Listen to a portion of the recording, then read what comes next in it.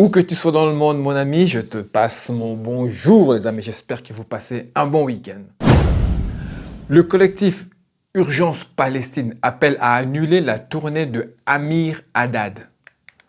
Ancien soldat israélien en France, tu peux être blacklisté pour une blague de travers, mais si tu as servi dans une armée accusée de crimes de guerre par l'ONU, pas de souci, viens chanter. On ne parle pas de censure de la musique, on parle de cohérence. Si un ancien soldat syrien faisait une tournée, ça crierait au scandale. Là, silence poli. Pays sélectionné, indignation sélective.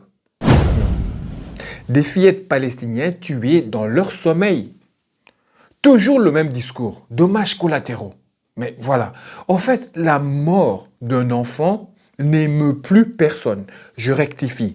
La mort d'un enfant, quel que soit son âge, à partir du moment où cet enfant est arabe ou musulman, noir, n'émeut pas l'Occident. Dommages collatéraux. Ça fait 2 ans de collatéral. Ça devient une méthode et pendant ce temps, certains répètent plan de paix, plan de paix, plan de paix, plan de paix. Trump par-ci, Trump par-là. Trump et paix. C'est comme dire l'alcool et modération. C'est sérieux. Concept incompatible. Boycott de l'Académie mondiale. Plus de 1000 boycotts académiques en un an. Selon Arrête, 40 universités coupent les ponts. Ce n'est pas TikTok, activisme. C'est le monde universitaire. Quand la recherche dit stop, c'est sérieux. L'Afrique du Sud, rappelez-vous, a commencé à tomber de cette manière-ci. Ici aussi, les cerveaux sanctionnent ce que le gouvernement cautionne. Angelina Jolie, les amis, l'actrice Angelina Jolie, avion de chasse. Laissez-moi boire un petit coup d'eau. Bientôt, il n'y en aura plus. Si tu as la ref. Angelina Jolie, les amis, lance fonds pour orphelins de Gaza. Elle monte un village d'accueil pour orphelins. Pendant que les dirigeants négocient des trêves qui durent 48 heures, ce sont des artistes, des ONG, qui réparent les enfants explosés par les mêmes accords.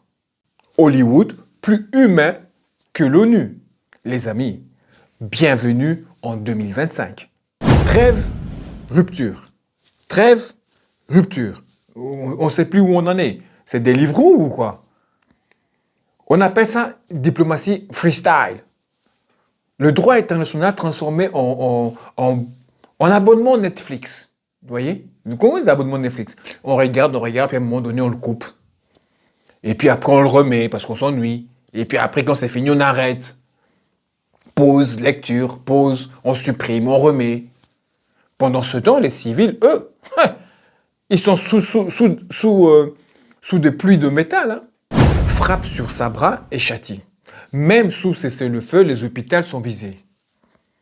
On signe une trêve le matin, on bombarde le soir. On appelle ça trêve made in Trump. Autrement dit, peace, but with rocket in option. Les otages sont libérés et le bombardement en repris. La narration officielle, c'était quoi?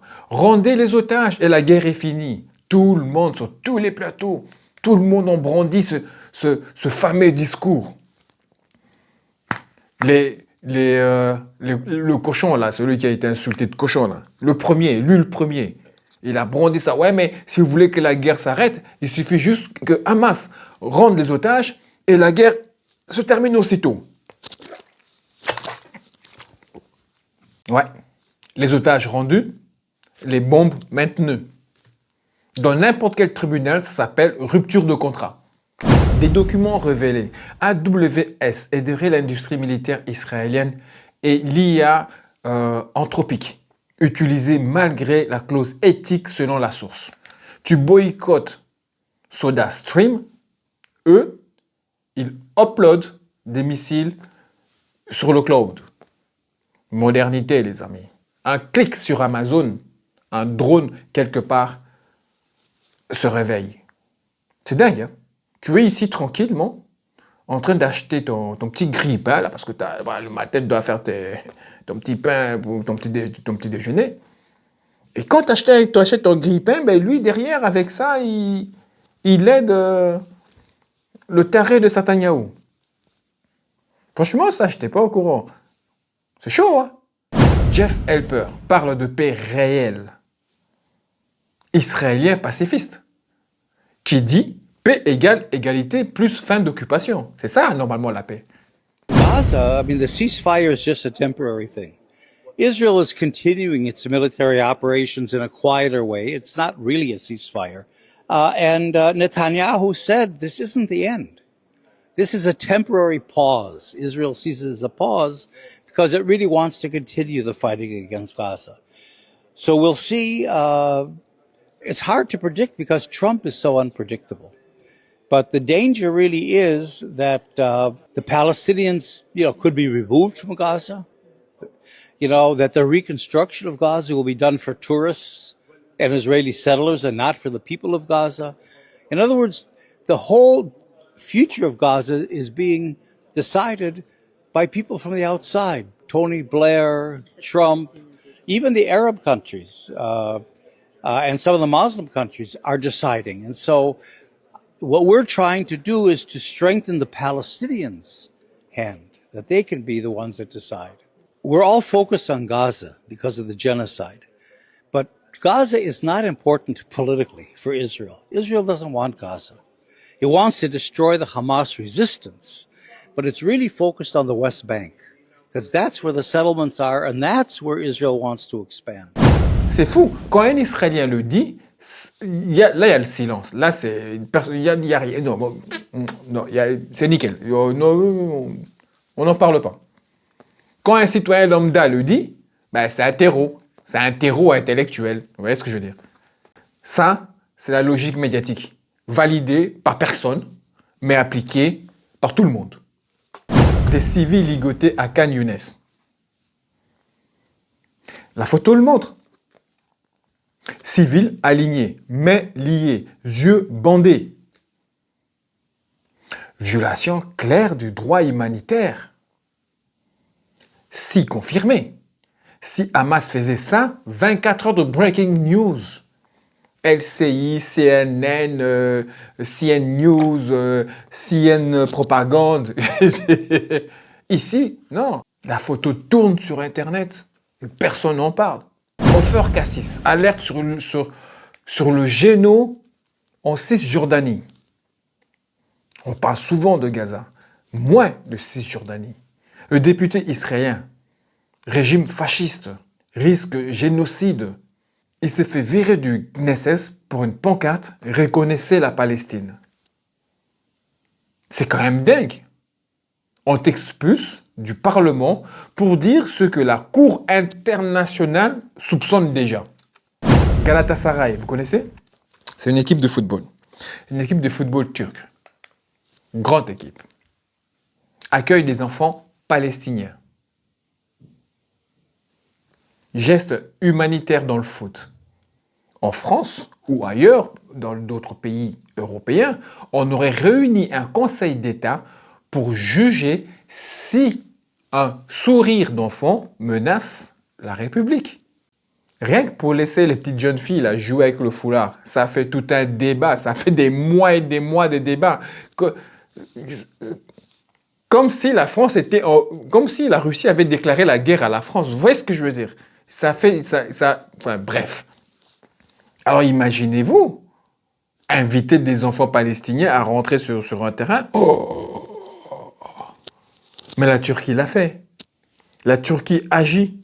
L'Occident discute. Bon, pas tous, hein. Pas tous, parce que l'Espagne, on sait que l'Espagne fait honneur.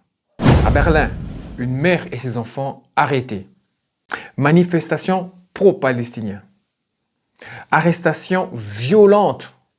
Europe, patrie de la liberté. normalement. Mais il ne faut pas trop abuser. Tu manifestes pour le droit humain, tu finis plaqué avec tes gosses. Ce n'est pas du maintien de l'ordre, c'est du maintien du narratif. Marseille, on en avait déjà parlé, mais je compte encore en parler. Soirée en soutien des soldats israéliens. Oui, j'en avais déjà parlé, mais je veux insister encore là-dessus. Soirée pour des soldats d'un pays étranger en guerre. Imaginez une soirée pour le FPR rwandais en 94. Personne n'aurait osé. Ou pour les machins schtroumpfs de Syriens, là. Mais là, pas de problème. On traque les assistés de la CAF, mais on applaudit les blessés d'une armée qui bombarde des civils. Si tu sors dans la rue et que tu cries « Vive les allocations familiales », mon gars, t'es mort. T'es mort, tu vas passer sur le JT. Direct. Mais là, avec votre argent de contribuable, on veut soigner l'armée qui a blessé, qui a bombardé, qui a massacré, qui commet un génocide d'enfants à Gaza. Les amis, bienvenue en 2025. Zemmour déclare guerre par l'immigration algérienne. Mais dans les mots, au moins, je vais vous dire ce qui se passe aujourd'hui. Le gouvernement algérien nous mène une guerre par l'immigration. Je vais vous dire ce qu'ils font, les dirigeants algériens. Ils affrètent des bus pour mettre des jeunes gens dans les bus et pour les mettre sur des embarcations pour qu'ils aillent sur des bateaux, aller sur les côtes d'Espagne et que d'Espagne, ils aillent en France. Moi, j'appelle ça une invasion et en plus organisée par l'État algérien. C'est ça qui se passe aujourd'hui. Alors quand on me dit qu'il faut renouer le dialogue, moi je rigole. On renoue pas le dialogue avec des gens qui organisent l'invasion de notre pays, on les combat. Quand un gouvernement vend du gaz, ça va, il n'y a pas de souci. Un rabbin admet être raciste. Une fois, il y avait un contrôleur arabe il y avait un problème avec ma carte, je sais pas quoi, et je lui dis, vérifie, t'as un problème. Tov, Archeli, Achi, je vais d'abord, tu te calmes, on n'est pas frères. T'es raciste, je fais oui, mais t'es pas mon frère, donc je t'aime pas, donc tu m'appelles pas mon frère. Quand c'est un arabe, t'es pas mon frère. Quand c'est un juif, jaune, vert, bleu, jaune, Streimel, kippa, ce que vous voulez, c'est mon frère. C'est une première prise de conscience de cette réhébraïsation. Oui, tu cherches des problèmes, là. Attends. Ah oui. T'as des problèmes, c'est lui qui cherche des problèmes. il m'a appelé mon frère. Il m'a appelé mon frère. Il a voulu faire plaisir. Mais il ne veut pas plaisir, c'est pas mon frère, c'est un arabe. Au moins, il est franc. Il est honnête. Voilà. Au moins, il ne fait pas la langue de bois. Au moins, il le dit. Voilà. Ouais. Oui, je suis raciste. Voilà. C'est honnête. C'est un monde de tarés. La religion censée prêcher la paix ça délivre la haine en public. Je voudrais juste signaler à ce rabbin qu'il est censé il est censé parler de paix. Hein. Je signale à ce rabbin qu'il est censé diffuser la paix normalement. Normalement. Dieu regarde et dit, non les gars, j'ai pas signé pour ça. Alors ici les amis, je vais vous opposer deux images. La première, c'est exactement avec les paroles prononcées par Netanyahu. Ce sont ces paroles. Je n'invente rien, je rajoute rien, je n'enlève rien. C'est exactement ces paroles. Et je vais prendre les mêmes mots. Je veux juste remplacer deux mots. Israël et Gaza. À la place d'Israël, je vais mettre Russie. Et à la place de Gaza, je vais mettre Ukraine. Et vous allez me dire quelle est l'image qui va le plus choquer le monde. Avec les mêmes phrases. Hein. C'est juste que les personnes changent. Parce que Netanyahu a dit qu'Israël frappe. Non, il a dit qu'Israël frappera quand il veut, où il veut. Et choisira qui peut venir surveiller la trêve. Donc, on appelle ça sa sécurité nationale. Dans un autre, dans un autre contexte, on appelle ça mafia avec drapeau. D'accord? Donc, voici les deux images. Maintenant, les amis, quelle est l'image qui va le plus choquer le monde? Et pourquoi? Et pourquoi? Puisque c'est les mêmes phrases dites juste par deux personnes différentes.